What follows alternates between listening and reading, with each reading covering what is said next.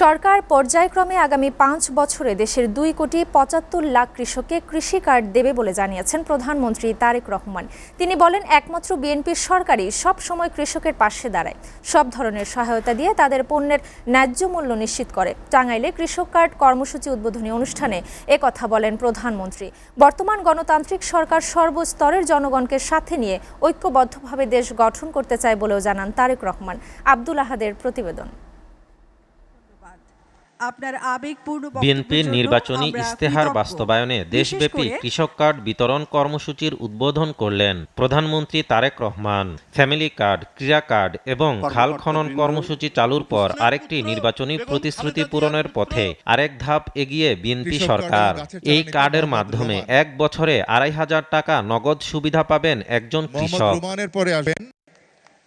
কৃষক। টাঙ্গাইলের শহীদ মারুফ স্টেডিয়ামের কৃষক কার্ড বিতরণী কার্যক্রমের উদ্বোধনকালে ভিডিও কনফারেন্সের মাধ্যমে দেশের আরও ১০ জেলায় এই প্রাক পাইলটিং কর্মসূচির উদ্বোধন করেন সরকার প্রধান।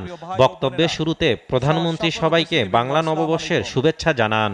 প্রথমেই আমি আপনাদের সকলকে আজকের এই পয়লা বৈশাখের শুভেচ্ছা জানাচ্ছি। এ সময় কৃষি প্রধান বাংলাদেশে কৃষকদের নিয়ে সরকারের বিভিন্ন পরিকল্পনার কথা তুলে ধরেন। তারেক রহমান বলেন, কৃষক ভালো থাকলে দেশের মানুষ ভালো থাকবে। আপনাদের ভোটে নির্বাচিত বর্তমান সরকারের লক্ষ্যই হচ্ছে কৃষককে আত্মনির্ভরশীল হিসাবে গড়ে তোলা, কৃষককে সচ্ছল হিসাবে গড়ে তোলা। সেই জন্যই এই কৃষক কার্ড আমরা দিয়েছি।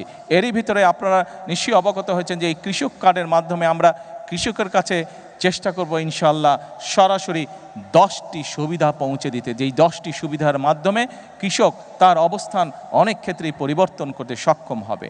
একটু আগে আমি আমার বক্তব্যে বলেছি যে শহীদ রাষ্ট্রপতি জিয়া রহমানের সময় সমগ্র বাংলাদেশে খাল খননের মাধ্যমে কৃষককে সেচের সুবিধার আওতায় নিয়ে আসা হয়েছিল। আপনারা নিশ্চয়ই খেয়াল করেছেন যে এই কথাটিও আমরা কিন্তু নির্বাচনের আগে বাংলাদেশের মানুষের কাছে বলেছিলাম, এবং নির্বাচন শেষ হবার পরে বাংলাদেশের মানুষের ভোটে আল্লাহর রহমতে বিএনপি সরকার গঠন করতে সক্ষম হওয়ার পরে আমরা সেই কমিটমেন্টও আমাদের প্রতিশ্রুতির কাজ শুরু করেছি আমরা, অর্থাৎ সারা বাংলাদেশে আমরা খাল খনন কর্মসূচি করে শুরু করেছি। এবং এই খাল খনন কর্মসূচি আমাদের লক্ষ্য রয়েছে আমরা আগামী 5 বছর প্রায় 20,000 কিলোমিটার খাল ইনশাআল্লাহ খনন করব।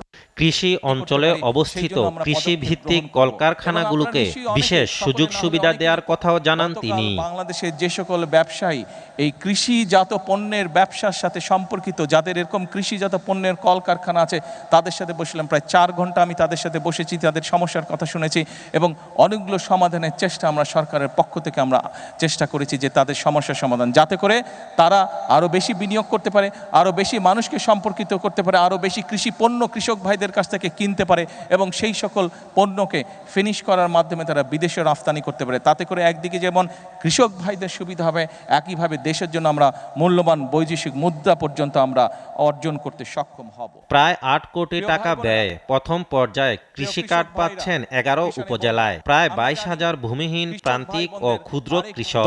শ্রেণী পেশা নির্বিশেষে প্রত্যেকটি মানুষের পাশে দাঁড়ানোর চেষ্টা করবে। আমাদের লক্ষ্য হচ্ছে দেশের উন্নয়ন, আমাদের লক্ষ্য হচ্ছে দেশের মানুষের ভাগ্যের পরিবর্তন। আব্দুল আহাদ, এসটিভি, টাঙ্গাইল।